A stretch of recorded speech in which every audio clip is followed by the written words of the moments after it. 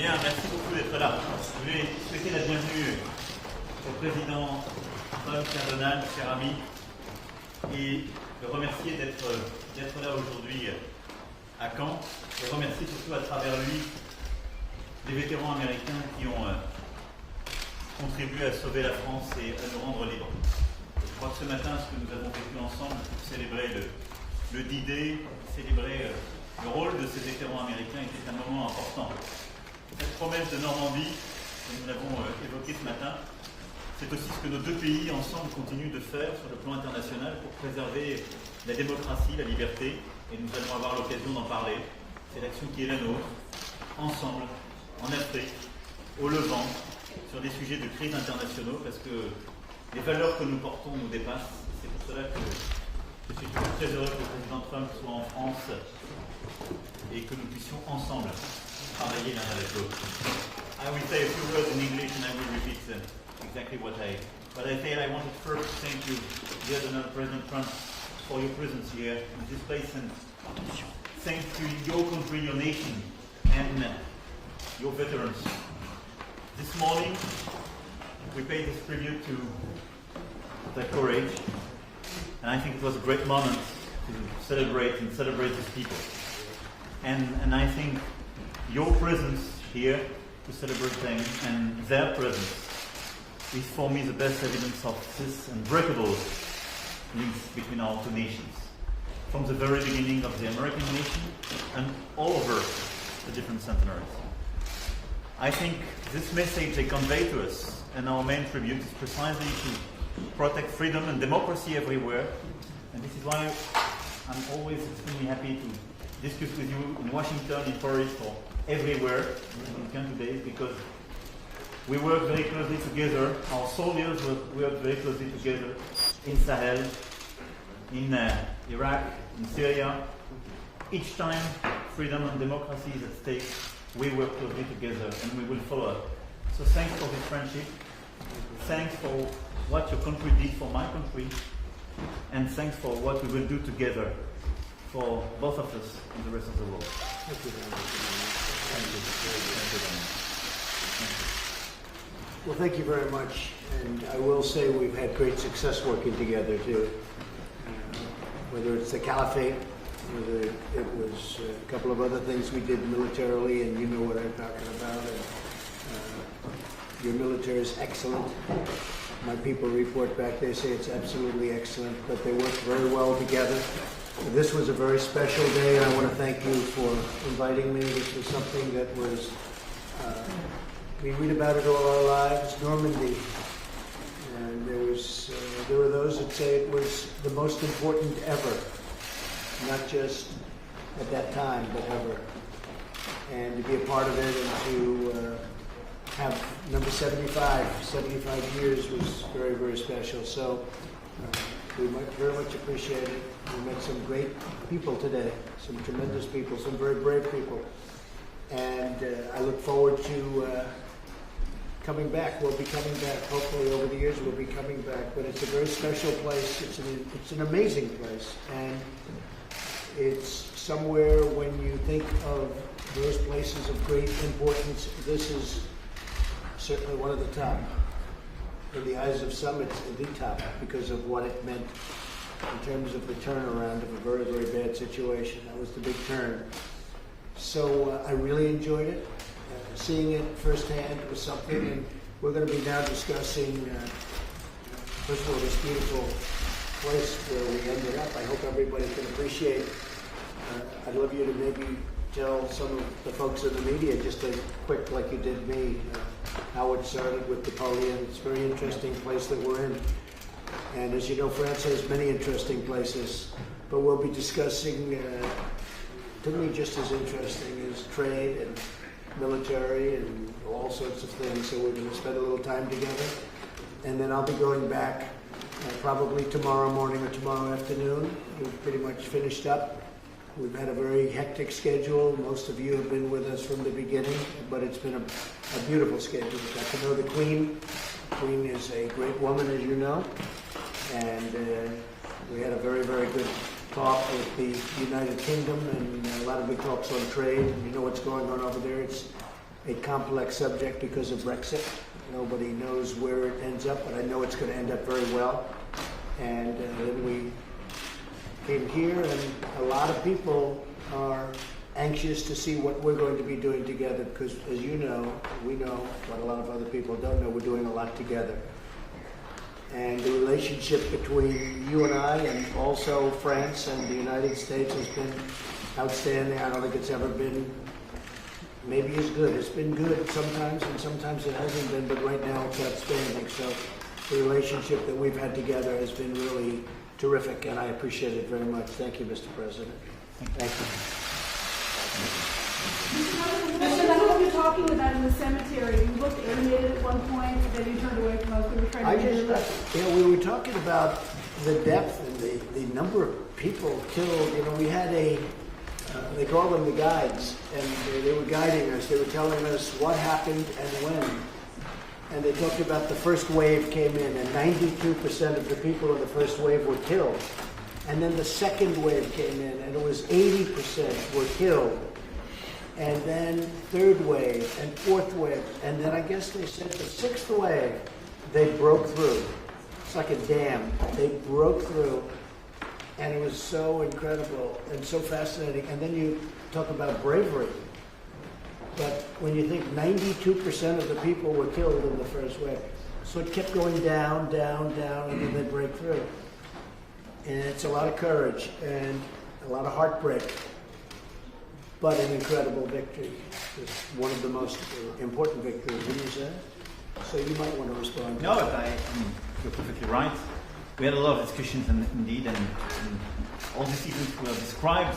And I think what is a very important thing, especially for young generation, having shared this word with these actual heroes, these veterans, is that a lot of things probably we take for granted were precisely in quest or protected by these guys.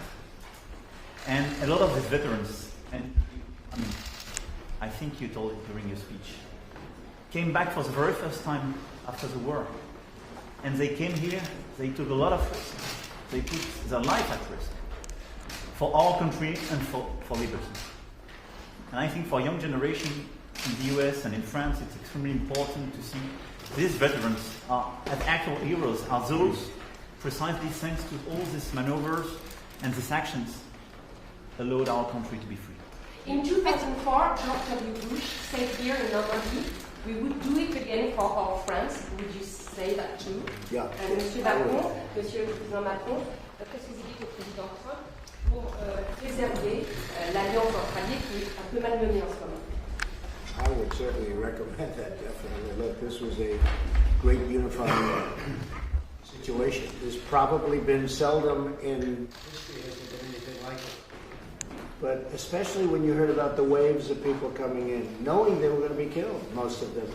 It's just an incredible thing. And then the result was, as many people died, and the result was so important because we have what we have today because of things like that. And it's very sad, but I would absolutely be right there. I would be right there. We have a very good partnership. We really have a partnership. I guess maybe it's the best word. They talk about allies and they talk about many different words you can use, but we have a great partnership. France and the U.S. Mr. President, when will you decide whether to impose additional tariffs on China? Additional tariffs on China? You said earlier this morning that you were looking at when am I going to put the extra $325 billion worth of tariffs? I will make that decision, I would say, over the next 2 weeks, probably right after the G20. One way or the other, I'll make that decision after the G20. I'll be meeting with President Xi, and we'll see what happens, but probably planning it sometime after G20. Okay? Thank you. Par rapport à votre question, nous avons aujourd'hui, le Président l'a dit, une relation extrêmement forte, et nous sommes, qu'il s'agisse des opérations que nous menons en Afrique ou au Levant, extrêmement liés. Et nos soldats, ce qui est, je dirais, le risque principal que nous prenons ensemble, travaillent main dans la main sur ce théâtre d'opération. Nous allons aujourd'hui évoquer beaucoup de sujets de tensions internationales, évidemment l'Iran, le Moyen-Orient et d'autres sujets. Et à chaque fois, je crois qu'il est important que nous puissions avoir une vue commune. Ce que ces moments nous rappellent, c'est que nous avons su vaincre le joug nazi, précisément parce que toutes les armées alliées se sont mises ensemble et parce que nous avons été fidèles à ce qui est, je crois, très profondément au cœur de l'identité américaine et française. Le coup pour la démocratie et la liberté. Ce que j'ai voulu rappeler aussi tout à l'heure, c'est qu'on ne peut pas séparer l'amour de la patrie et le goût de la liberté, en particulier quand on est américain et quand on est français. Et nous savons ça très profondément, c'est dans nos gènes. Et donc à chaque fois que la liberté ou la démocratie sont menacées, nous agissons ensemble. Et donc nous allons poursuivre. Le travail va continuer de se faire et à chaque fois que nous évoquons cela, nous avançons. Donc dans l'heure qui vient, nous allons sur chacun des sujets du moment bâtir des positions communes pour pouvoir avancer. Mais je suis pour ma part extrêmement confiant et surtout je tiens beaucoup à cette relation historique qui nous dépasse et cette amitié qu'il y a entre les États-Unis et la France, le président Trump et moi-même. You support Brexit. Is it the good way? You support Brexit. Is it the good way to ensure Europe is at peace and strong?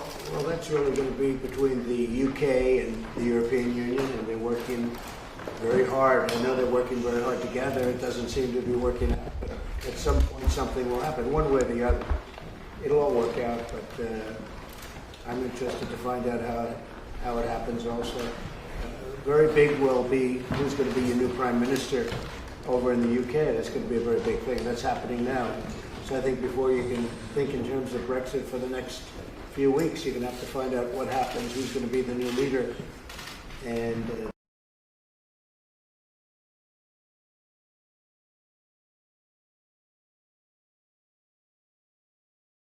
having spent so much time with the Queen, who I think is an incredible lady, but I spent so much time and there's a lot of question marks as to who's going to be leading.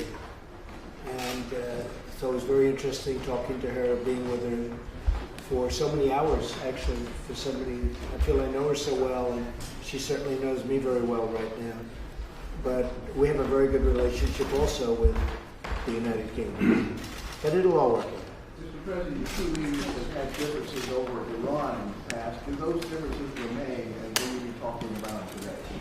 Well, I don't think we have differences over Iran. I don't think that the president wants to see nuclear weapons, and neither do I, and that's what it's all about. He doesn't want to see them having nuclear weapons, and I don't want to see them having nuclear weapons, and they won't have nuclear weapons. With that being said, let's see what happens with Iran. But when I became president, hard to believe, 2.5 years ago, now more, Iran was a true state of terror. They still are, but they were undisputed champions of terror, and that's a bad thing. And we had 14 different locations where they were fighting, causing between Yemen and Syria, but many other locations and many other battle sites. And it was all about Iran. They were behind every one of them. They're not doing that anymore. They're doing very poorly as a nation. They're failing as a nation, and I don't want them to fail as a nation. We can turn that around very quickly. But the sanctions have been extraordinary, how powerful they've been, and other things. I understand they want to talk, and if they want to talk, that's fine. We'll talk. But the one thing that they can't have is they can't have nuclear weapons, and I think the president of France would agree with that very strongly. I think that he would agree that they cannot have nuclear weapons. I think we do share the same objective on Iran. What do we want to do? First, we want to be sure they don't get nuclear weapons. I mean, we had an instrument till 2025. We want to go further and have full certainty on the long run. Second, we want to reduce our ballistic activity. And third, we want to contain the regional activity. I mean, these three approaches, these three objectives are important. We have, as well, a fourth common objective, peace in the region. So we have to deliver together these four objectives. This is the point. This is the point, and all the other debates are about technicalities. In order to build that, you need to start a negotiation, and I think the words pronounced by President Trump, that they are very important. We need to open a new negotiation in order to build and to get these four objectives. Thank you. Putin is not here. Thank you.